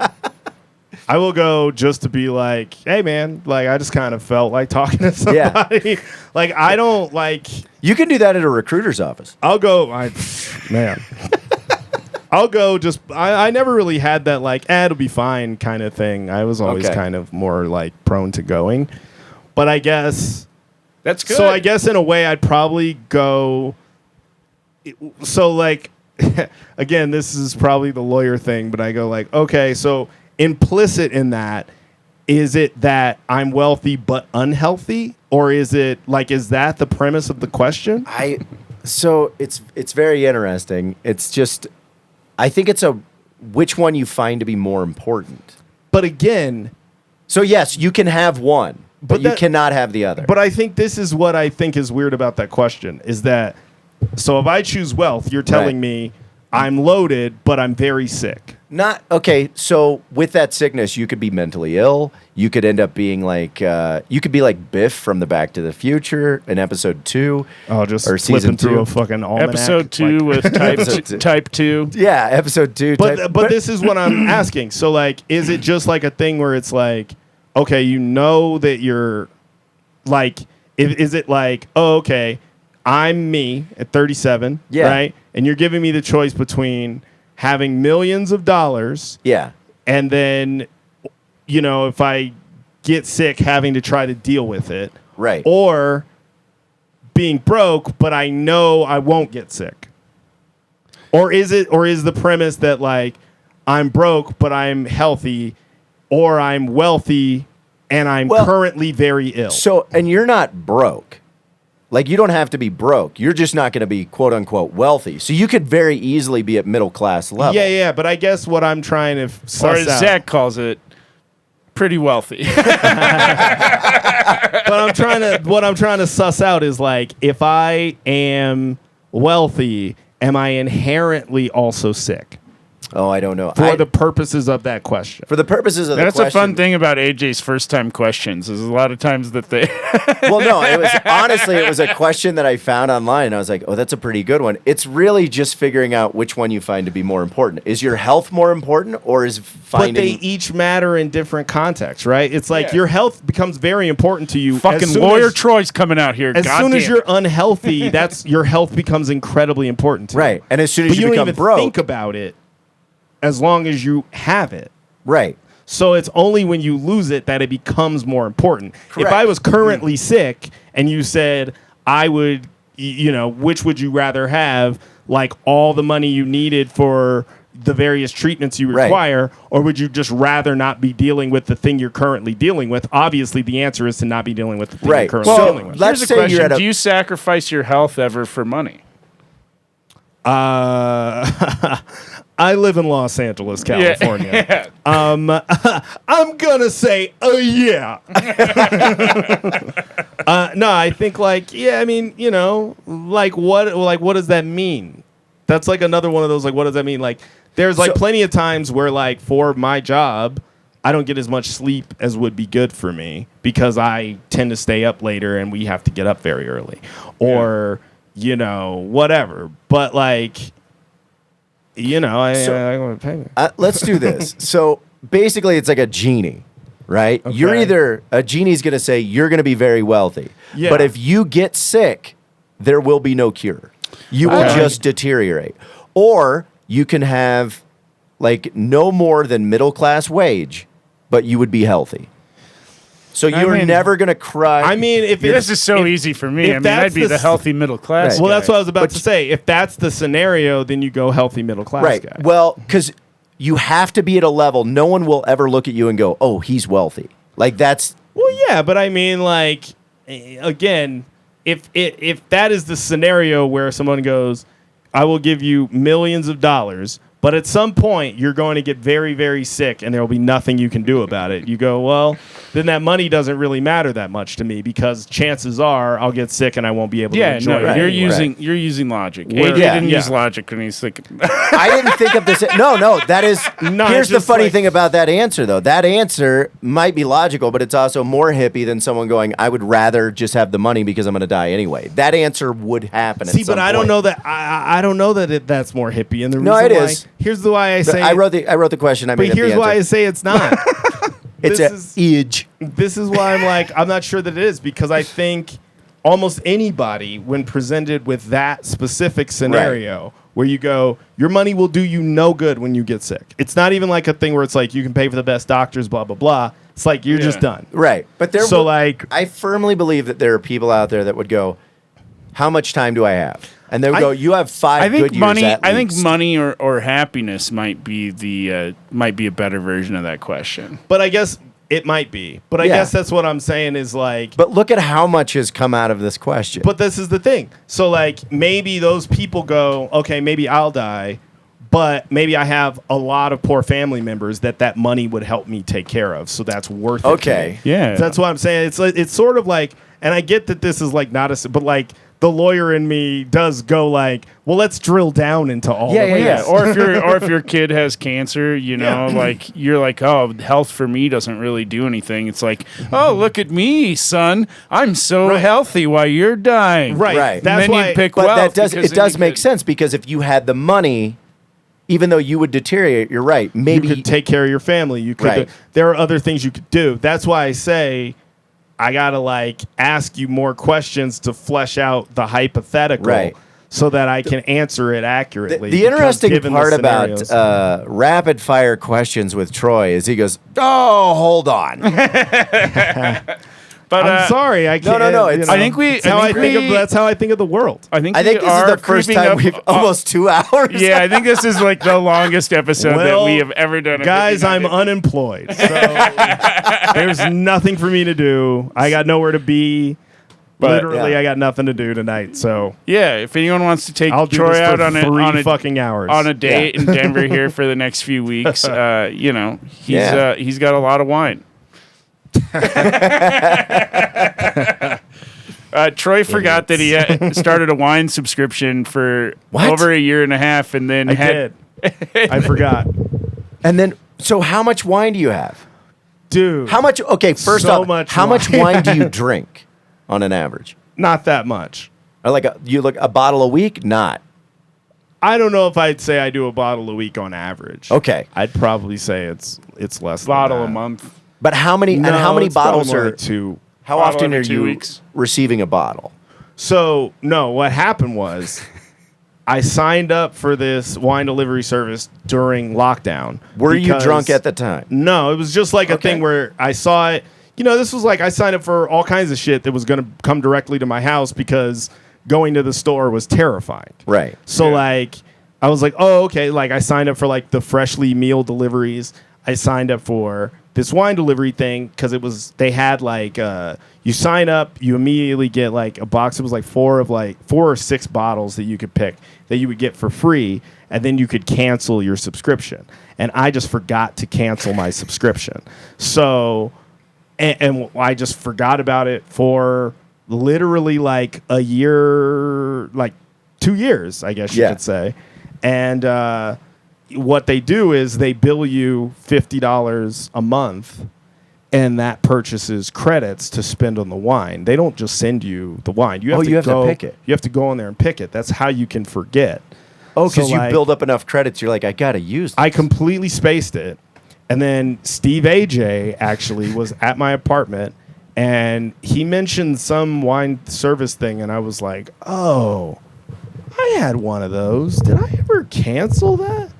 And I go and I log into my account, and it's like $1,300 worth of wine. Oh my god! Because it had just been billing me $50 a month for like a couple of years. Yeah.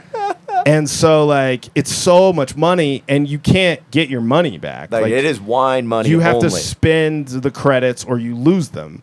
So I ordered 50 bottles of wine to my apartment, and then I let Steve AJ order like another 32 bottles. Whoa! To his, because they don't have. I wish it wouldn't have been that big a deal if they had like, oh, we have like $500 like very expensive wines, but they don't. Like the most expensive wine on this website is like $22. Oh wow! So I just had to get a ton of it, and so wine I've got party a at lot. Troy's. Yeah. Don't worry, he'll have all his clothes on. I've got a bunch. I've got so much. Well, I gave some away, you know.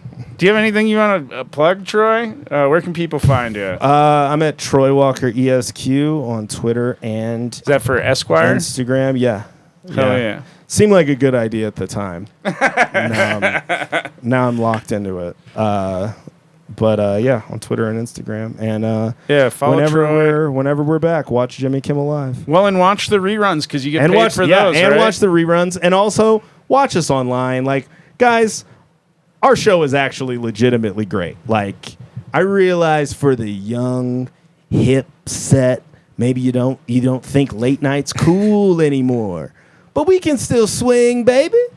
Yeah. Our show is good. Our show is actually very, very good. If you go on YouTube and you watch Kimmel bits, you'll be surprised by how much you enjoy them. I love how I feel like Kimmel was in the weeds for a little while, and he really came out. Our show's fucking good, dude. Yeah. Yeah, it's a good show. I went and saw a live taping when I was out in New York, and it was hilarious. Wait, you came to a live taping? When? Yeah, in Brooklyn. When I was there? Yeah, we hung out. We did? Yeah. You got Brett and I in. Oh, yeah. I forgot. Yeah, 50 bottles of wine will make you forget so many things. No, I forgot because my mom came to New York to go to the show, and I think I only think of that, but I forgot that I got Nolawi in too. Yeah, he wasn't there the night that we were there, but gosh, who was the rapper that was on that night? So it was supposed to be Paul Simon, and I was fucking stoked. Right. And then they canceled it, and it wasn't Paul Simon. Yeah, because Paul Simon got COVID, I believe. Yeah, it was, he's a New York rapper. But what was funny is like immediately he started doing his set, and like the crowd, he's like, we're going to fucking bounce with me, Brooklyn. Right, and it's and this whole Paul Simon crowd.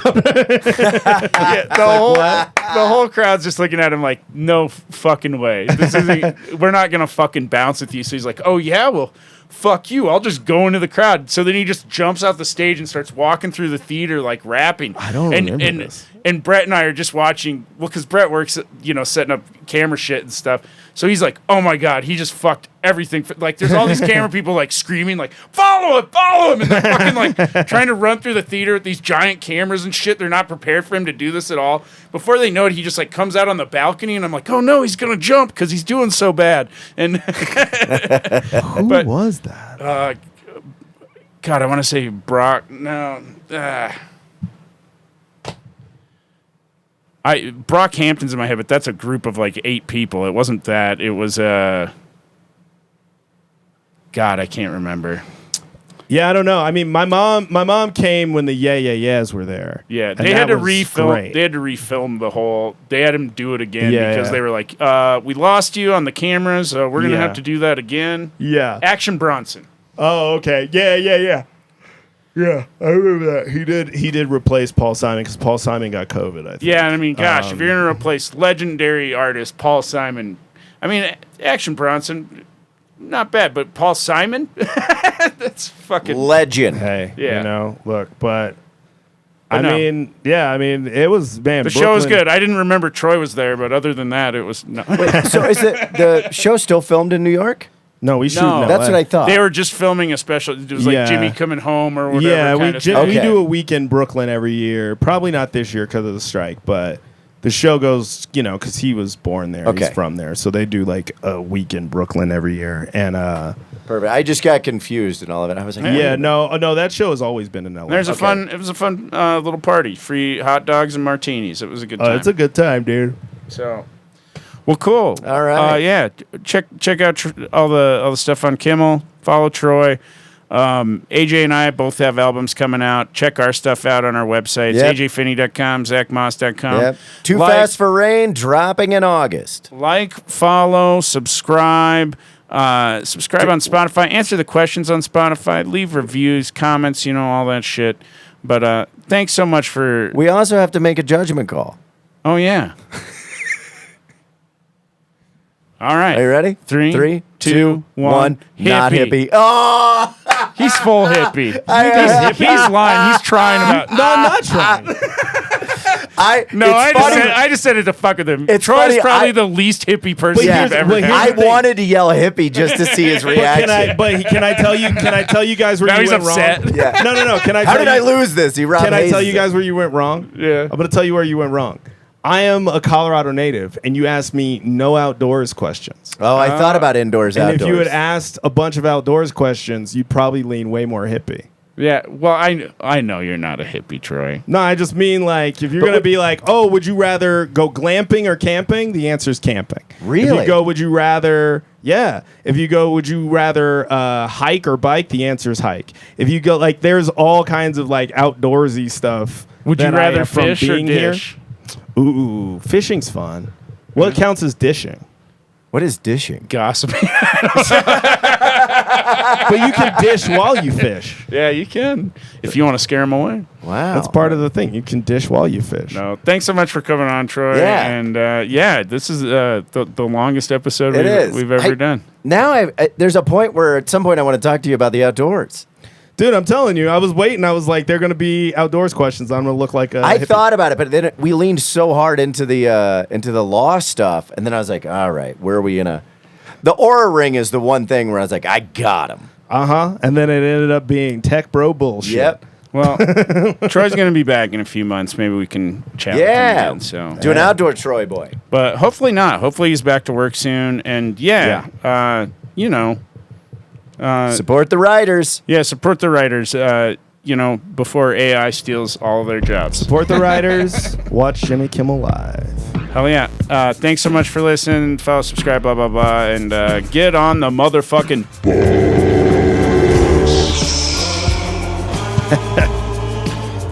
That's it. Wow, buddy.